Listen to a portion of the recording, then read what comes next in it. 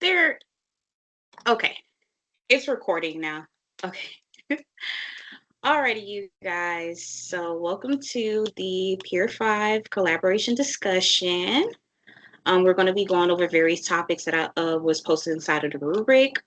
But I think we should most importantly start with introductions first. So, we're going to start by introducing ourselves with our name, of course, and our major, but also any interesting fact about you. I'll go first. My name is Emerald Williams. My major is computer science, and well, something about me. I am a cat mama, so I have 3 cats. They're my babies. I love them. But yeah, that's something about me. Mhm. Well, I'm Benita. I'm majoring, well, I hope to get into the nursing program. I'm taking psychology, of course, for my prerequisite. I did take it years ago, but I made a C, so I'm trying to get that grade improved. But I am currently a medical assistant and I work in an orthopedic office here in the city. I have 3 daughters, a 5-year-old, then a 25 and a 20-year-old. So I started over. But other than that, that's about me.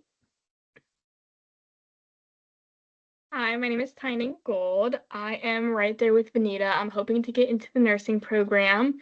Very similar, I'm also working as a medical assistant at a dermatology office. A fun fact about me is I also have 3 cats. They are my fur babies, and we recently moved here from Virginia Beach. Hmm. Awesome. I bet that's a culture shock. Miss Venita, are you here from? Are you born and raised in Augusta? Because I am. No, I'm not. I'm from South Carolina, born and raised in Barnwell County. I moved to Graniteville, so it's a little bit closer to Georgia, maybe a 15-minute ride, but no, Okay. Okay. I'm a South Carolinian from day one. Okay. Alrighty, so that includes our introduction. So now we're going to go straight into our first topic, which is about classical conditioning. Um, I'm going to go ahead and just say what I think about it. So when I think about classical personality theory, I mainly focus on how early psychologists, especially people like Fred or Feud, believe that who we are comes from the unconscious forces inside of us. So basically, the idea that our personality is shaped by internal conflicts, childhood experience, and instincts that we don't always realize are influencing us. I know for sure now that I'm older, I realize that a lot of my childhood experiences, like such as my mom having sarcoidosis of the lungs, has really basically affected me. Um, but for example, when you talked a lot about things like ID, ego, and super ego, and ID being our instincts and impulses, the ego being the realistic part that makes decisions, and the super ego being the moral voice in our head.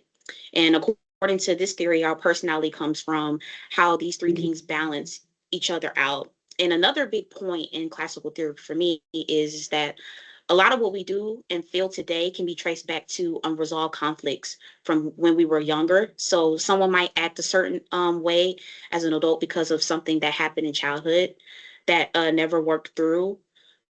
Something like, let's just say, I was a kid and my dad was abusive.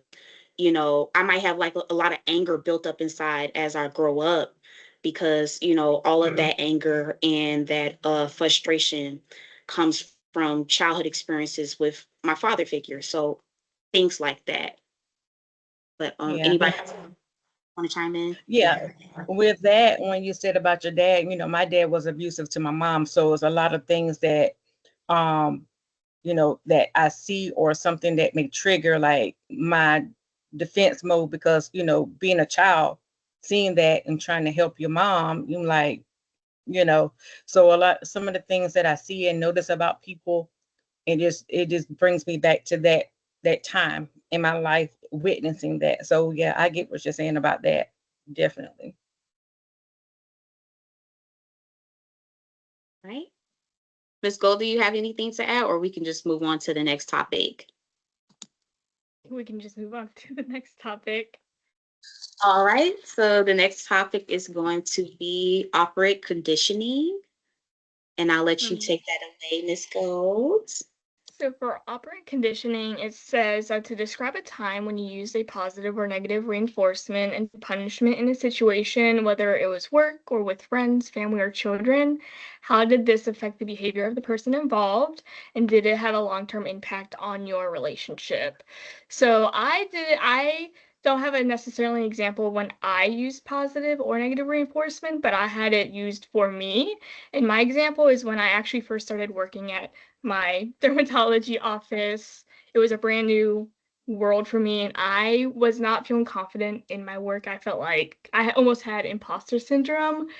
It just wasn't clicking for me. But my supervisor, my manager, was giving me that positive reinforcement, complimenting my work, telling me you're doing a really good job, just giving me that positive reassurance. And I think that really does go a long way, especially in a workplace, because that compliment, those affirmations that she was providing me just made me feel overall just super confident with my work. It made me feel motivated to come in and do my job. And I just felt noticed. And I think that in turn strengthened the relationship that I actually have with my job and my manager. I look forward to work every day. I just felt seen, and I think that's really important. Yeah, that is. I know with me, I've changed my job now. But I was a supervisor for the front desk. And a lot of times, like you said, you praises do go a long way. So I know I used to, like every so often I'll get the girls donuts or, get them something like that. And then I always tell them, hey, I appreciate all you do. I go speak to them every morning. Hey, everybody, how you doing? Or I go check on them and say, hey, you need anything?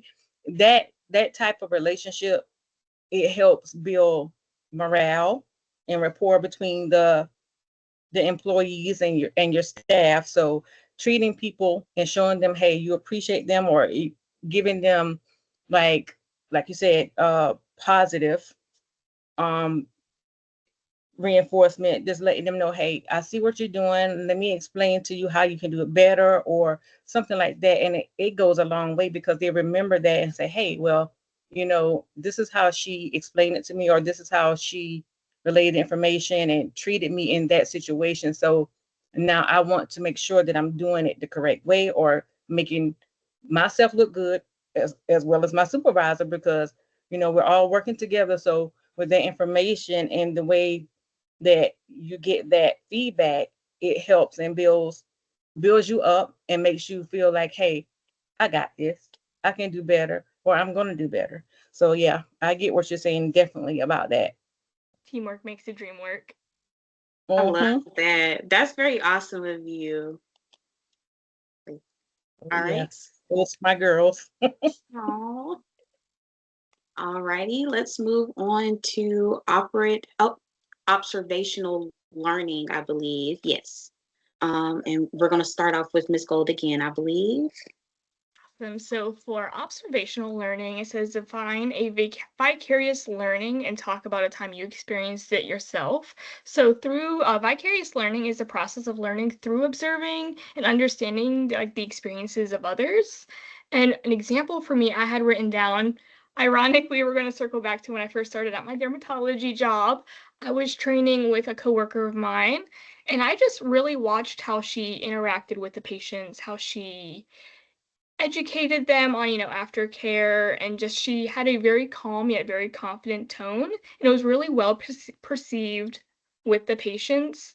And by observing her, I picked up on how she diffused stressful situations and kept the patients just more comfortable. I began to copy her communication styles, talking slower because I tend to talk pretty quick, maintaining really good eye contact with our patients, and just kind of offering reassurance where and when I can. And I noticed that really kind of changed the outcome that I would get with my patients. I feel like it really boosted morale with my interactions with patients. They responded better to me. I didn't necessarily need to be formally taught, hey, this is, via script, hey, this is how you're going to talk to a patient. It was more just from observing. Yeah, I like that. Yeah. Okay.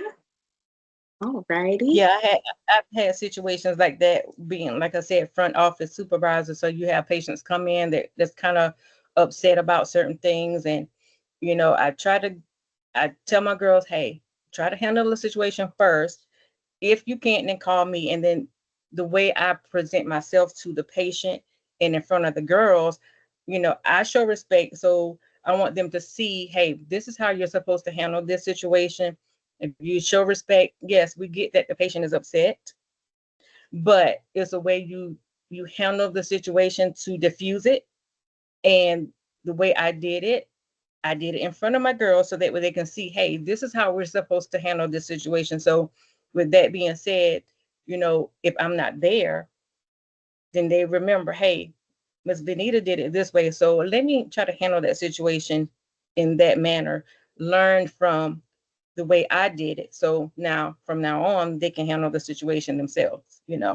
So I definitely get what you're saying about that. I guess with observational learning for me, I think where my experience comes in with that is, well, I used to attend the Cyber Academy of Excellence at RCTCM. And I think my observational learning experience came from my teacher mainly. Just seeing how he would help people out in the classroom, explain and break down concepts to a T. I really loved his learning style. Like he would come in, if you didn't know anything, I guarantee you by the end of his lesson, you know everything that you need. So just watching him, and he had more of like a hands-on approach. He'd rather get up and show you how to do things, show you how to get stuff done.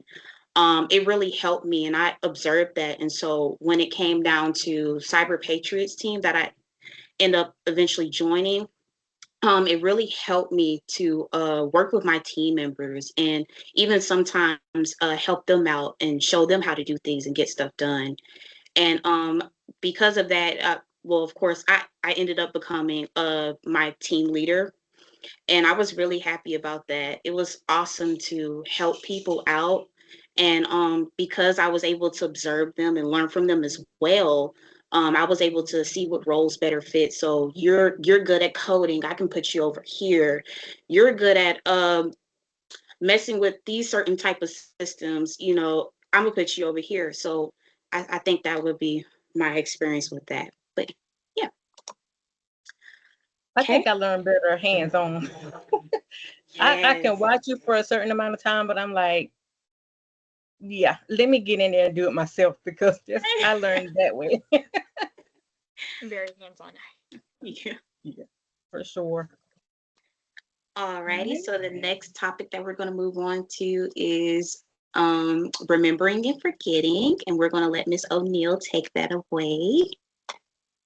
All right, so it says, reflect on your relationship with memory. Describe a time when you had trouble remembering something. Were the factors less like stress or lack of sleep involved? How did it impact you emotionally, and did it lead you to try to new memory strategies? What were those strategies? So I think, like, I've had a few instances um where I was kind of like absent-minded.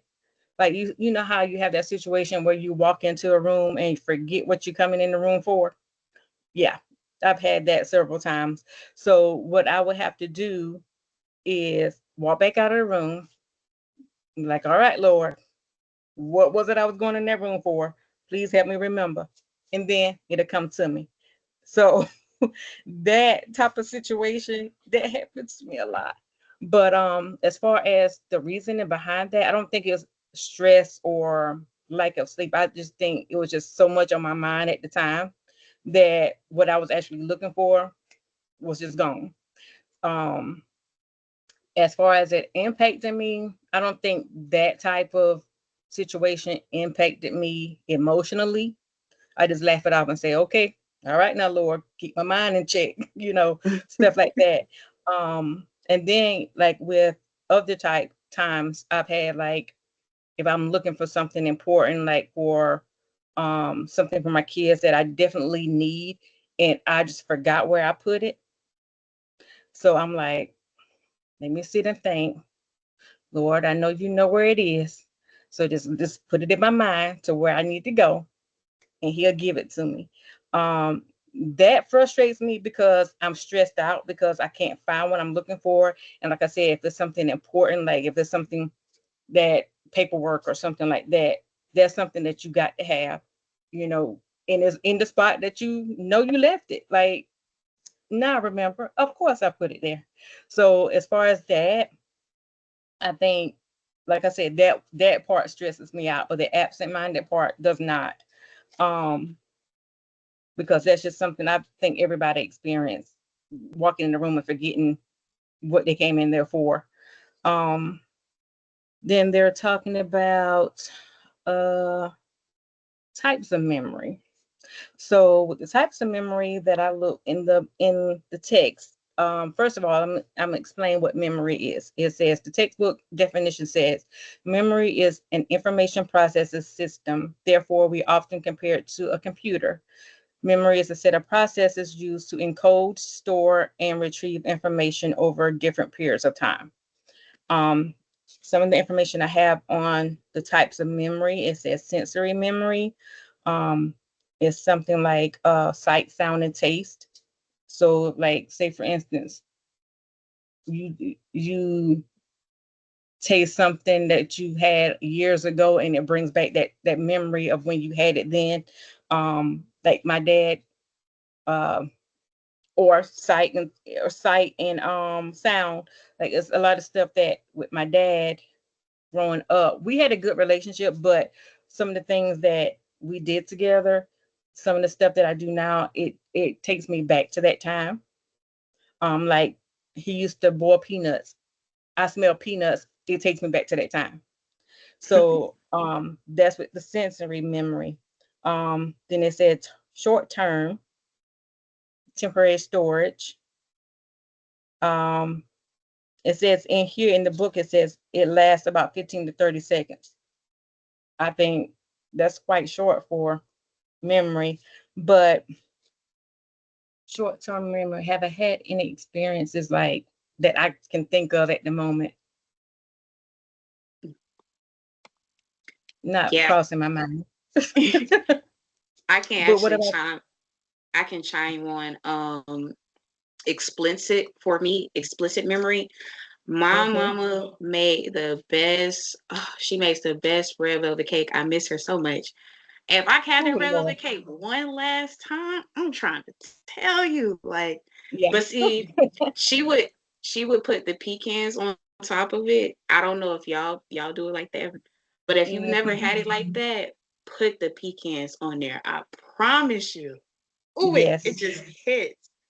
I love red velvet cake. Just simply because of how she makes it. It's my favorite cake. Hmm. Um, so, but I could remember like how she makes it. I have the recipe. I can do it to a T. I remember the measurements. I remember, even how she just put it in the stove. Like, she made with so much love. And Thanksgiving, oh, Thanksgiving coming around and it's coming up. Oh yeah. Oh, everybody trying Ye- to grab a slice. Like, hold on, Yeah, you don't gotta keep touch that that. in. Yeah, keep that in the back until it's definitely time for it, for Right? sure. I tell you. Okay. Um, what about you, Tina? Tina? I'm sorry, I'm saying your name. I'm That's Tina. okay. So I can definitely chime in with the sensory memory. You're just walking through the store and you smell something and you're like, I'm back in my childhood. Or like when you're Mhm. listening to a song and you're like, shoot, I'm back in the 8th grade, or this came out in 7th grade, and it just kind of takes Yeah. you back to like an almost completely different universe.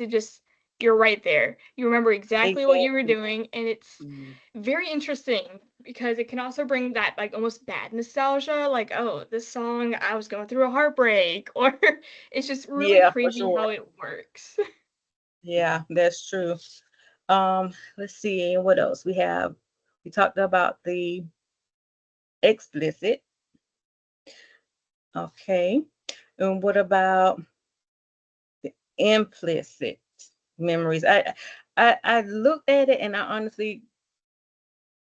I really kind of didn't get too much into it, but it was giving examples of like learning skilled actions like brushing your teeth.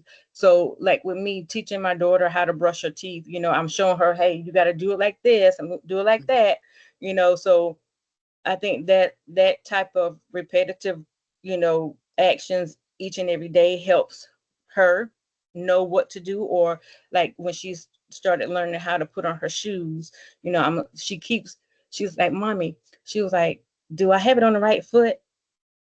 So I'm trying to show her, hey, look at your foot, line it up.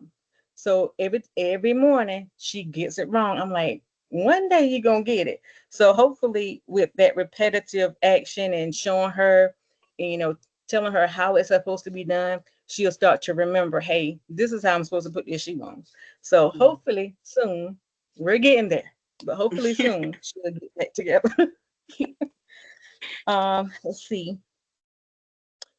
Let's see. She did want us also to discuss about, as far as the type of memory, she wanted us to talk about, describe one of the theories of remembering and forgetting and discuss sense remember. Okay, so we already did that.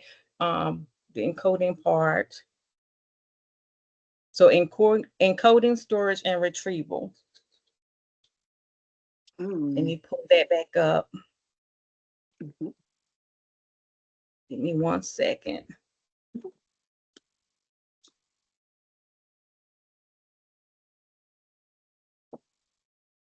I think the main thing about encoding is trying to figure out how it processes in the mind in order for you to start remembering the information.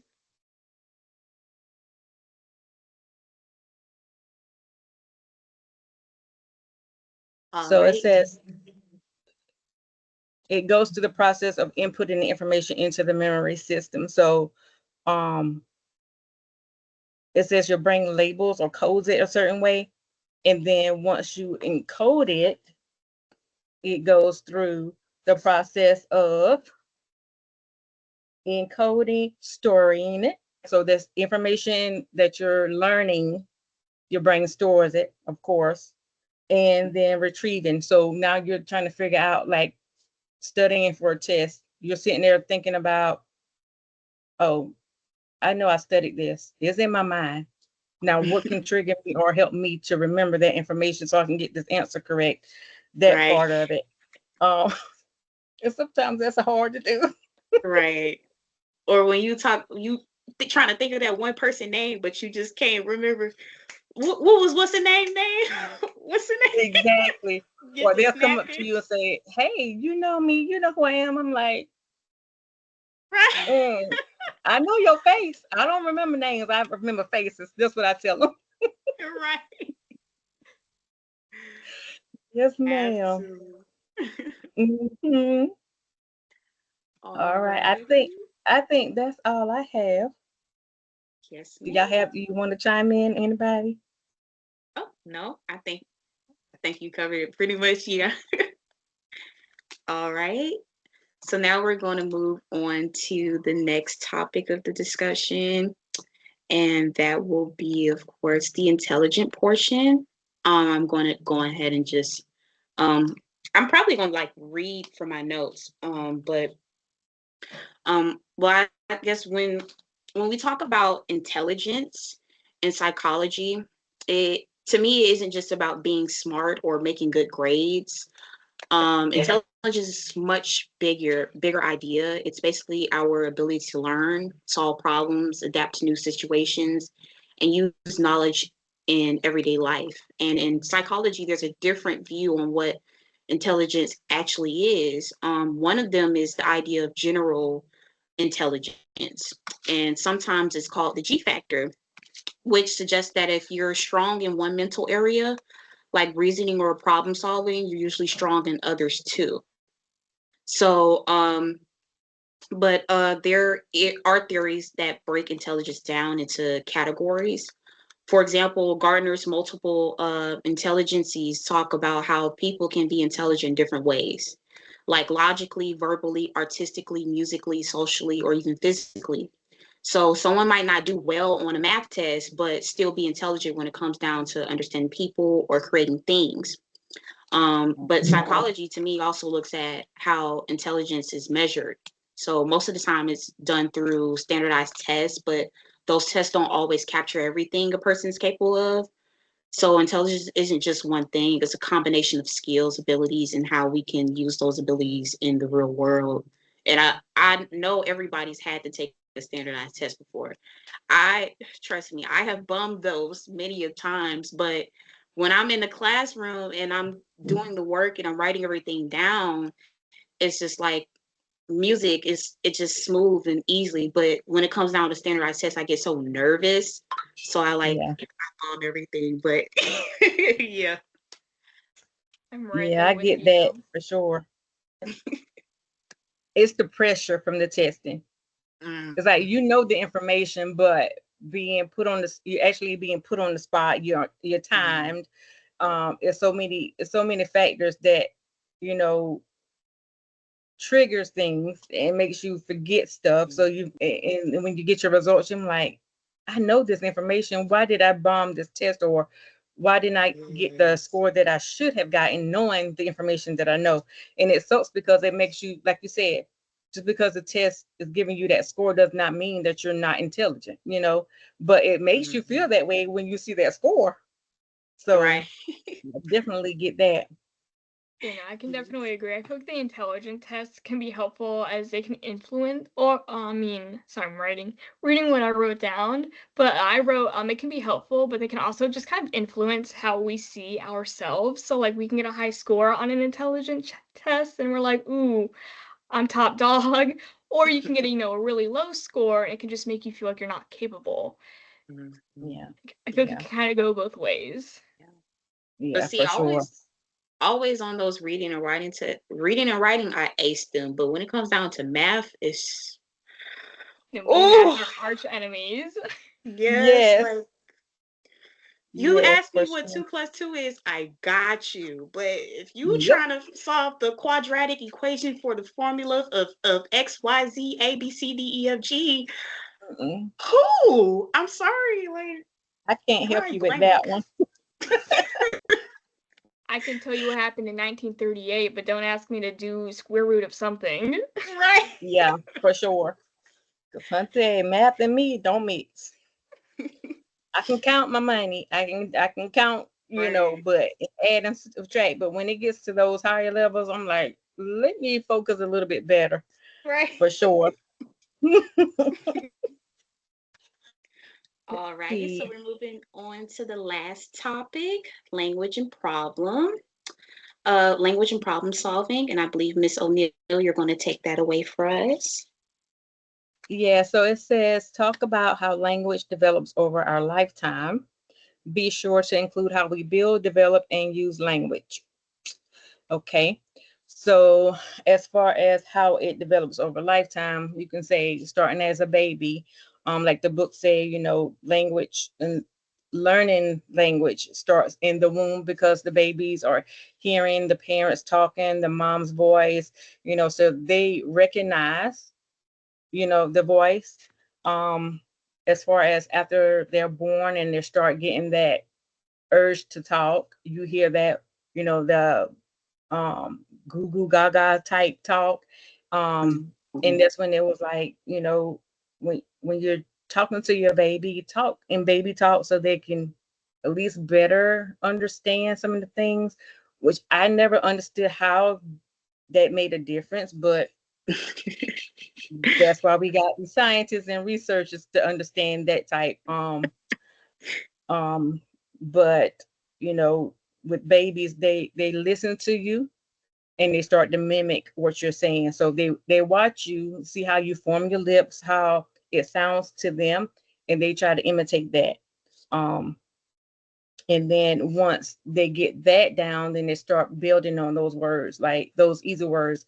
So like with my daughter, she was one.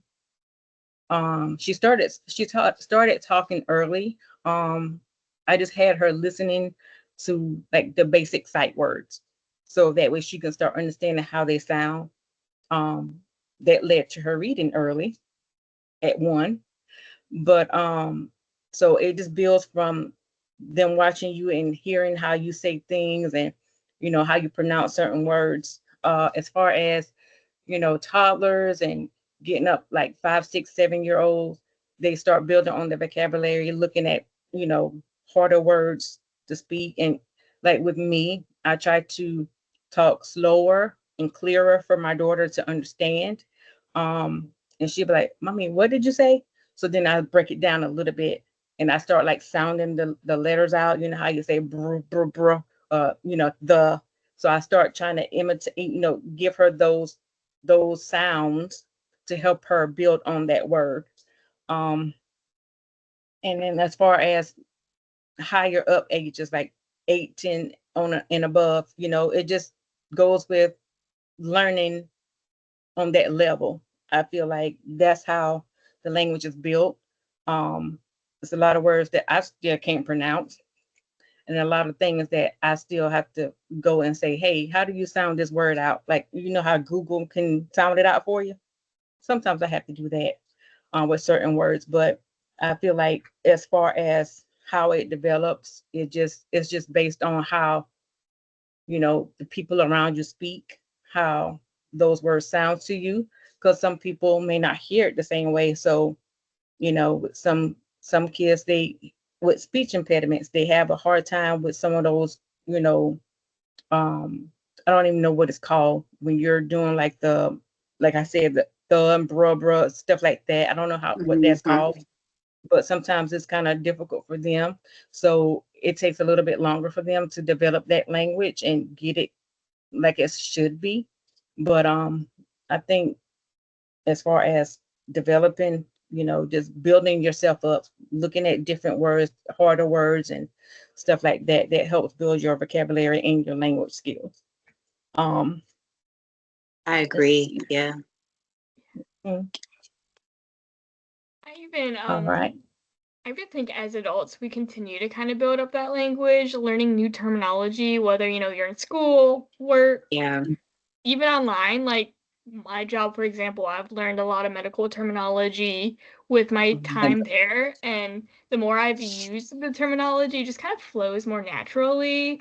My mhm. husband likes to call it medical doctor language. He's like, "What in the world are you even talking about?" And to me, that's such normal human language that I'm like, "Wait, Everyday language, yeah. that's exactly it." So I think just even as we age, we just continue to kind of improve our language, so to speak. Yeah. And like what you said with medical terminology, some of those words are very difficult to pronounce, especially medications. Oh Mm. my gosh, Medications, yes. I don't know who came up with those words and why, but they need to be set down and talked to.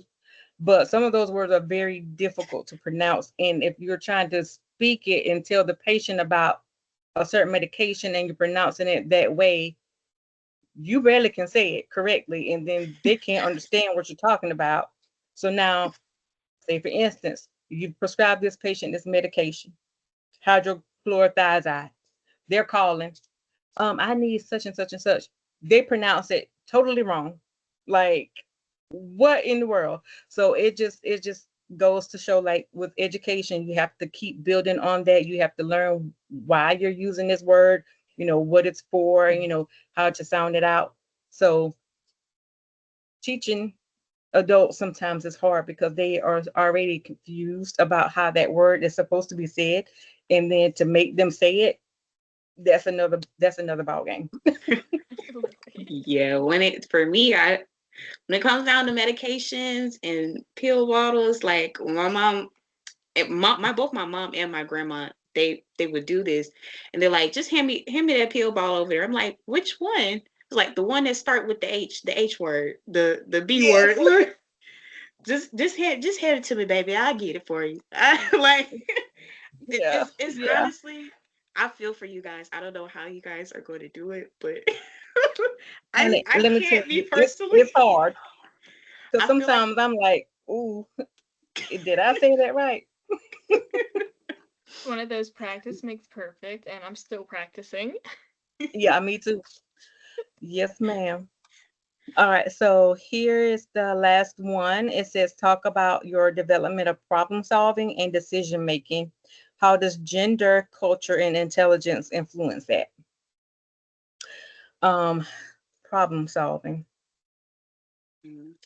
Well, I can actually speak on that a little bit. For Yeah. me, well, I would say like for example, culture can shape like the way we think through Mhm. problems. Some cultures teach people to be more direct, while others encourage people encourage taking time and thinking deeply or avoiding conflict.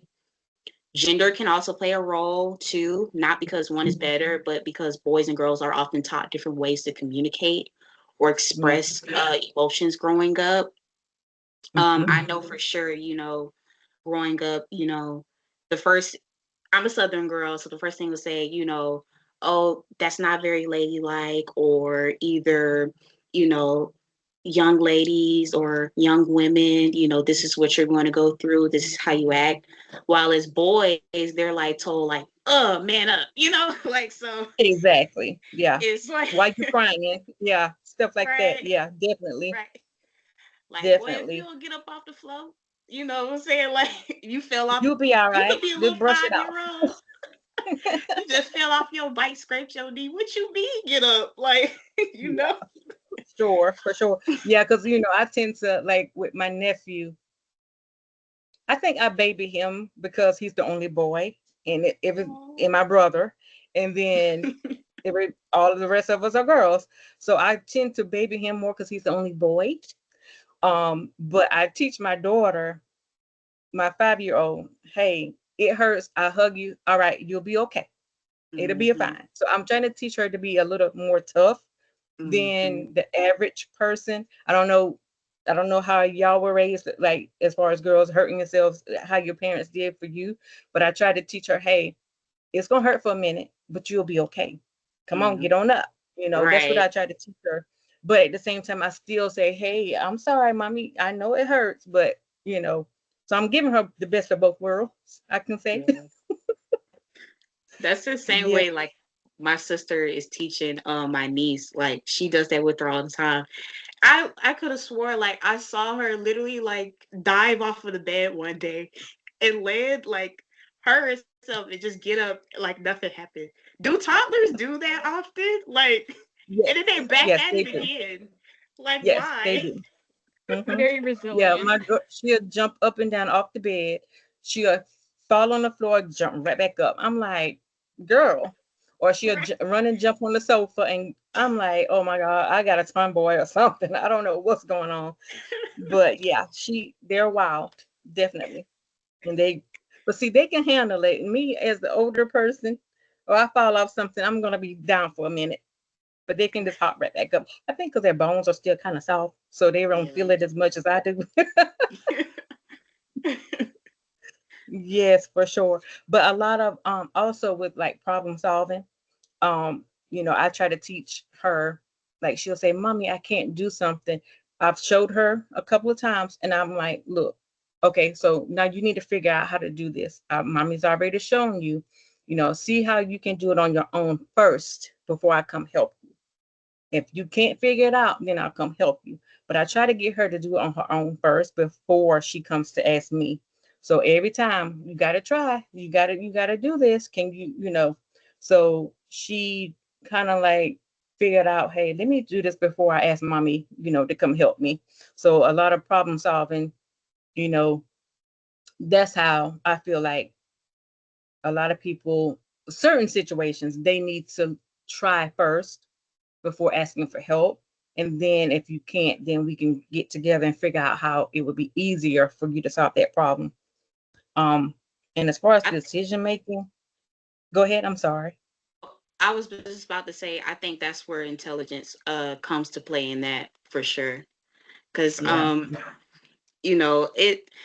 it plays a role in problem solving, but it's really not just IQ or just being smart, but emotional intelligence at that, like knowing, okay, how can we go about this before we react or before we, Mhm. do all of that. But yeah, that's all I was just trying to say. Just add that bit in. But you could continue. Yeah, yeah, for sure.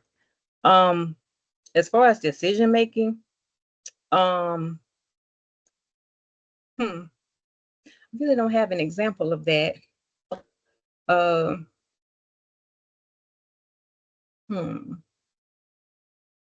I know with working with the young ladies at that answers the phones and stuff like that. There's a lot of stuff that goes into scheduling those appointments for the providers because every one of those providers, they have their own specifications of how they want the patient schedule, how they want their schedule to look. They want 10-minute slots, 15-minute slots, and a lot of times the girls, especially with orthopedic practice and their surgeons, so there's a lot of stuff that goes into, getting the information from the patient, figuring out, or what provider should I put this patient with, figuring out how fast they need to come in, especially if they have fractures and stuff. So they used to come to me every time, Miss Venita, where can we put this patient? How long should we schedule it out? And I tell them, look, you're gonna screw up. So you got to figure out if you're gonna keep asking me or you're just gonna do it. If you get it wrong, you're gonna be told that it's wrong. And then now you can figure out, hey, okay, so I did that wrong this time. So now I can remember, hey, the next time, that next situation, I'll be able to go ahead and answer the question without having to ask anybody else. And that way, that decision making is your own instead of using somebody else's decision to tell you what to do. And then what I'm saying. So I try to make sure that they made the choice first, and Right. then come to me and say, "Hey, this is what I did. Was that okay?" Then I'd be like, "Yeah, that was a good choice." So that is that's a good example for me because I had to do that every single day. So yeah. I agree because I mean Yeah, that's how you learn. If you're always constantly getting answers, yeah, you're never going to be able to think for yourself. So I love that. I love that. Yeah. that learned Yeah. experience is what's gonna guide. Mhm. Hmm. For sure. Yes, ma'am. So that was the last topic. Yes. Um, ma'am. anything else y'all want to add Um, to no, what we said? I think that we covered everything, you guys. Yeah. Does anybody have any so well now we're moving on into our closing. Does anybody have any big takeaways that they got from this discussion or anything that they want to talk about majorly? Hmm. I don't. I think I gave all my takeaways and thoughts throughout. I Um, think I did Yeah. too. but what about you, Tiny? Because you didn't chime in that much. I know I could tell you're quiet and shy. You might be fooling us though. I think I shared everything that I wanted to share. I'm kind of looking briefly through my notes. Yeah, me too. Trying to think of. Now, I kind of want to actually maybe circle back on the intelligence because I had something, it said, talk about these concepts from the I'm going to pronounce this one. We're going to circle back to the language. I'm probably going to pronounce this incorrectly, but the Oh, the biopsych, biopsychosocial. Yeah. yes. I was, I had something written down for that perspective, kind of like realizing that the intelligence is, shaped not only by genetics, but it's also shaped environmentally and just kind of I don't even know what I'm saying. I'm so sorry, guys. It's been a Monday. It's been a Monday for sure. But that our intelligence isn't not only shaped by genetics, it's also by the environment that we were raised in, as you guys were telling me, you guys, are Southern ladies. And then of course it's also shaped in the way that we think about ourselves, which Yeah. kind of brings in that psych. And I Mhm. think that actually played a really huge part in that topic that we did discuss about because genetically, I feel, oh my gosh, I'm sorry, I'm absolutely blanking. It is dinner time That's and all my right, belly is honey. grumpy. Right. That's all right. That's all right. But Look, we get what you're trying to say. Look, that's all that matters. Look. Yeah, for sure. I mean, intelligence, yeah, like you said, it is partly genetics. I mean, you have your DNA of your parents, their parents before that. So all of that trickles down to you. And then whatever you have is going to trickle down to your child. But, it's not the 100% package. You build on what you were given genetically, and you build on that with things you learn every day, how much time you take reading, learning for yourself. So all of that plays a role, building up from genetics to learning on your own, and then figuring out how, you can keep that smartness all, you know. I think the environment definitely played a part. Like for me personally, I was a Navy brat, so I kind of jumped all over, and I feel Mhm. like I learned differently. Like I've learned, I lived on the West Coast for most of my life, and I felt like I learned different. I don't even know what I'm trying to get at. I'm so sorry, guys. You're fine. You're fine. But I Right. feel Well, like, the environment that I grew up in kind of shaped how my intelligence was, because we did, things were done differently on the West Coast from the East Coast. I even had the opportunity to live in Cuba, and I feel like it was just all kind of shaped me into the intelligent person that I am today. I'm sweating. For sure. Well, we're coming to the end of the discussion. And I think those final thoughts were awesome, you guys. I think we did a really good job today. So I will say that this discussion has really made me think about how much psychology applies to everyday life. And Yeah. whether it's understanding how we learn something or how we remember things or how we make choices. And honestly, I think understanding these concepts can help us communicate a little bit better, but also think more clearly and grow as people. So with that being said, we're coming to the wrap. I thank you guys for the discussion that we just had today. Thank you guys so much for Yes. participating. It was a All pleasure, right. Oh, we guys. had to, girl. It wasn't a choice. It was a, we had to do it. Right. No, I'm sorry, Professor. I'm sorry, but it's true, It was an absolute pleasure to chat with you ladies. I really did kind of learn a lot from today's discussion. Yeah. You guys Yeah, are me also too. fun to be around. Both of you guys are so joyous. I love it. I love it. Thank you.